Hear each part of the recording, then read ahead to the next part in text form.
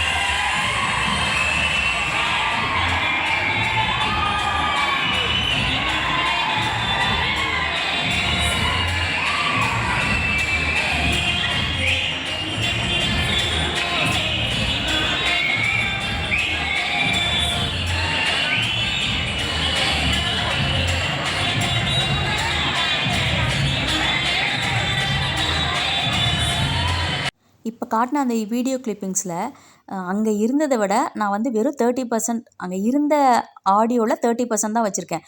மீதி ஆடியோவெல்லாம் volume reduce பண்ணி அதை தான் நான் இங்கே கிளிப்பிங்ஸ் ஆட் பண்ணியிருக்கேன். அந்தளவுக்கு பயங்கர சவுண்டு. பக்கத்தில் யாராவது உட்காந்துருக்கவங்க பேசினா கூட காது கேட்காது. நம்மளை தட்டி ஏதாவது சொன்னால் தான் நமக்கு புரியும். இந்த சத்தத்தில் அவருக்கு ஃபோன் பண்ணால் எங்கே தெரிஞ்சிருக்க போகுது. அப்புறம் தான் புரிஞ்சது இவ்வளோ சத்தம். அது மட்டும் இல்லாமல் அந்த பேச்சுலர்ஸ் மாதிரி உட்காந்துருந்தாங்க பார்த்தீங்களா, அவங்களாம் நிறைய விசில் அடிச்சுட்டு கை தட்டிட்டு இவங்க டான்ஸ் ஆட ஆட அவங்க நல்லா சத்தம் போட்டுட்டு இருந்தாங்க. அதனால் பயங்கர சவுண்டாக இருந்தது. அவங்க எல்லாருமே நல்லா என்ஜாய் பண்ணாங்க. இப்போ இந்த கிளிப்பிங்ஸில் காட்டுறோம் பார்த்தீங்களா, நடுவில் ஃபுல்லாக ஃப்ளார்ஸ் வச்சு அது வந்து அவங்க எல்லாம் செஞ்சு எடுத்துகிட்டு வந்திருக்காங்க. காம்படிஷன் மாதிரி ஒவ்வொருத்தரும் ஒவ்வொரு மாதிரி செஞ்சு எடுத்துகிட்டு வந்திருக்காங்க. கீழெல்லாம் ஃபுல்லாக ஃப்ளார்ஸில் இருக்குது. அதுக்கு மேலே எஜ்ஜில் மட்டும் சாமியோட மூஞ்சி இருக்குது. நம்ம எப்படி அந்த வரலட்சுமி பூஜைக்கெல்லாம் வந்து சாமி அலங்காரம் பண்ணுறோம், அந்த மாதிரி கீழெல்லாம் ஃபுல்லாக ஃப்ளாரு, அதுக்கு மேலே எஜ்ஜில் மட்டும் சாமியோட ஃபேஸை வச்சு ஒவ்வொருத்தரும் ஒரு மாதிரி டெக்கரேட் பண்ணி எடுத்துகிட்டு வந்திருக்காங்க. அது ஏதோ காம்படிஷன் மாதிரி வச்சு அதில் செலக்ட் பண்ணி ப்ரைஸ் தருவாங்க போல் சீஃப் கெஸ்ட்டை கூப்பிட்டு.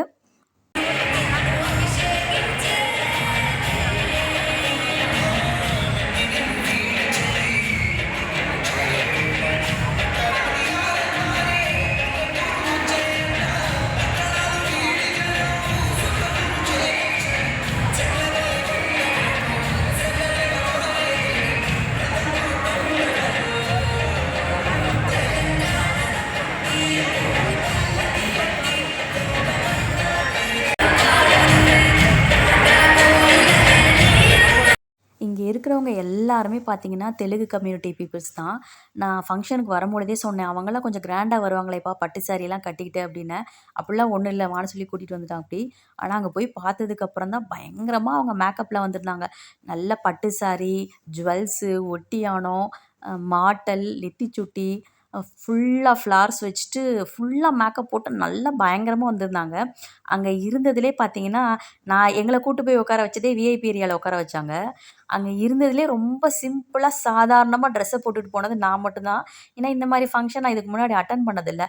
இதுதான் ஃபஸ்ட் டைமு. அதுவும் இது வந்து அவங்க கம்யூனிட்டியோட ஃபங்க்ஷனா, அதனால் அவங்க எப்படி வருவாங்கன்னு கூட ஓரளவுக்கு கெஸ் பண்ணேன். ஆனால் இந்தளவுக்கு இருக்கும்னு நான் நினைக்கல.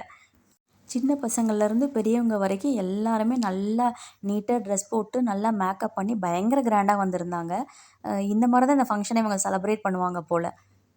இவங்க நவராத்திரியே நல்லா செலிப்ரேட் பண்ணுவாங்க போல், எனக்கு அப்படி தான் தோணுச்சு அங்கே போனதுக்கப்புறம். ஏன்னா இது நவராத்திரி ஃபங்க்ஷன் தானே, அதனால் நம்ம ஊரில் இந்த அளவுக்கு கொண்டாடுவாங்களான்னு தெரியல. ஆனால் இவங்க தெலுங்கு பீப்புளெலாம் இந்த மாதிரி நல்லா கொண்டாடுவாங்க போல் நவராத்திரியை.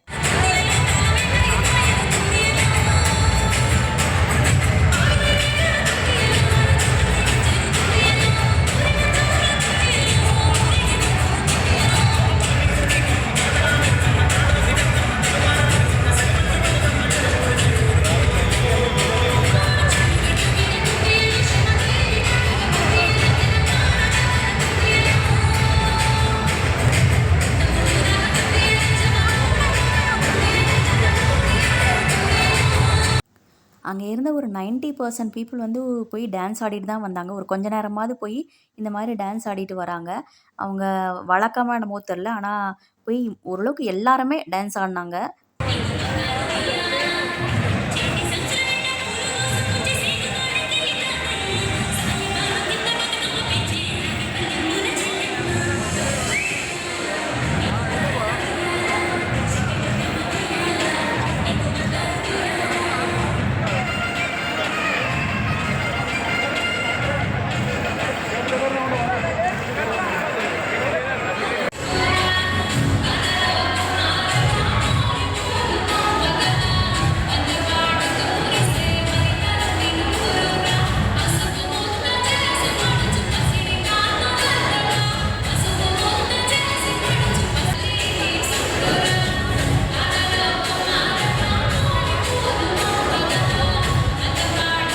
இந்த மாதிரி ஒரு சில பாட்டுக்கு வந்து கொஞ்சம் பீப்புள்ஸை ஒட்டுக்கா சேர்ந்து ப்ராக்டிஸ் பண்ணிட்டு வந்து டான்ஸ் பண்ணியிருந்தாங்க. அப்புறம் அங்கே நிறைய பவுன்சர்ஸ் வேறு இருந்தாங்க.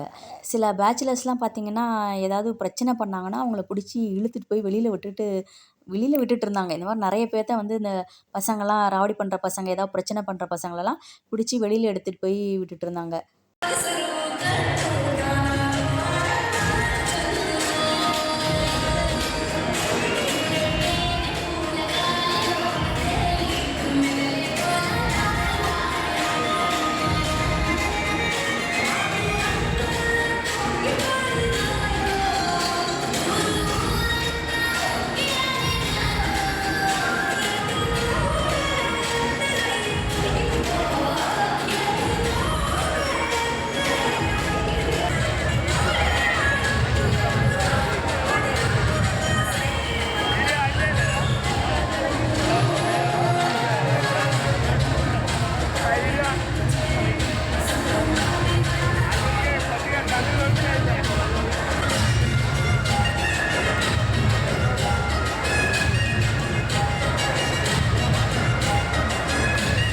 கொஞ்சம் நேரம் நிறைய அந்த டான்ஸ் ப்ரோக்ராம்லாம் நடந்துட்டு இருந்துச்சு. அதுக்கப்புறம் சீஃப் கெஸ்ட் வந்தாங்க. சீஃப் கெஸ்ட் வந்துட்டு இந்த உள்ள இந்த மாதிரி செஞ்சு வச்சுருந்தாங்களே அந்த சாமி சிலைங்க, அதை வந்து எது பெஸ்ட்டாக இருக்குன்னு செலக்ட் பண்ணி ஒரு 3 ப்ரைஸ் தராங்க. நம்பர் 1, நம்பர் 2, நம்பர் 3ன்னு அந்த மாதிரி செலக்ட் பண்ணி ப்ரைஸ் கொடுத்தாங்க.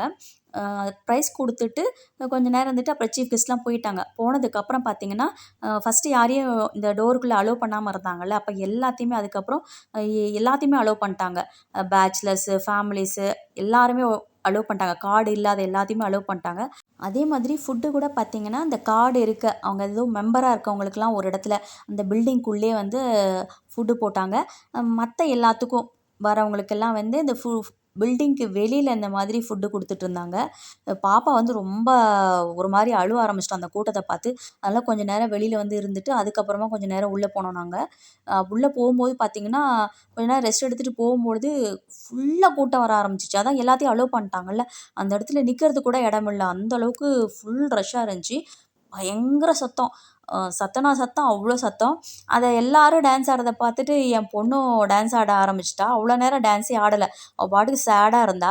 உள்ள சின்ன பசங்களாம் டான்ஸ் ஆடிட்டு தான் இருந்தாங்க. சொன்னால் போக மாட்டேன்ட்டா. அவரும் கூப்பிட்டாரு வந்து டான்ஸ் ஆடுங்க சொல்லுங்கள் அப்படின்னு. ஆனால் போகவே மாட்டேன்ட்டா. ஆனால் இந்த பேச்சுலர்ஸ் பசங்களாம் ஆடுறத பார்த்துட்டு என் பொண்ணு பயங்கரமாக டான்ஸ் பண்ணிகிட்டு இருந்தா.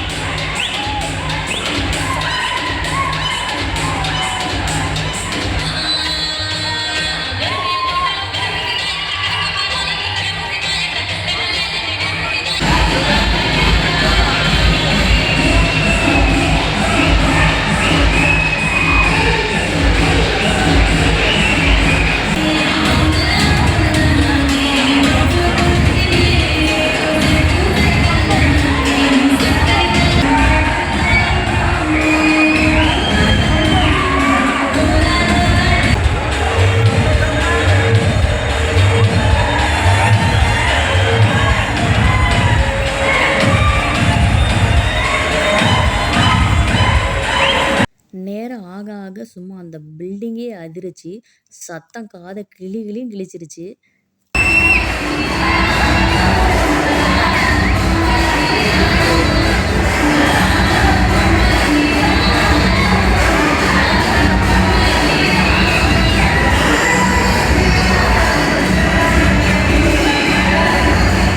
நாங்கள் ஒரு 9 மணிக்கு மேலே கிளம்பிட்டோம். நேரம் ஆக ஆக நிறைய பேர் கூட்டம் வந்துக்கிட்டே தான் இருந்தாங்க. பசங்களெல்லாம் கண்ட்ரோல் பண்ண முடியல. பயங்கரமாக டான்ஸ் ஆட ஆரம்பிச்சிட்டாங்க. ஆனால் அங்கே இருக்கிற வரைக்கும் நான் பயங்கரமாக என்ஜாய் பண்ணேன். உண்மையிலே அந்த ஒரு ஊரில் எப்படி திருவிழா நடந்தால் எப்படி இருக்குமோ அந்த மாதிரி ஒரு ஃபீல் எனக்கு இருந்துச்சு. நான் ரொம்பவே அன்றைக்கி என்ஜாய் பண்ணேன். அவ்வளோதான் ஃப்ரெண்ட்ஸ். இந்த வீடியோ பிடிச்சிருந்தா லைக் பண்ணுங்கள், ஷேர் பண்ணுங்கள், சப்ஸ்கிரைப் பண்ணுங்கள். தேங்க்யூ.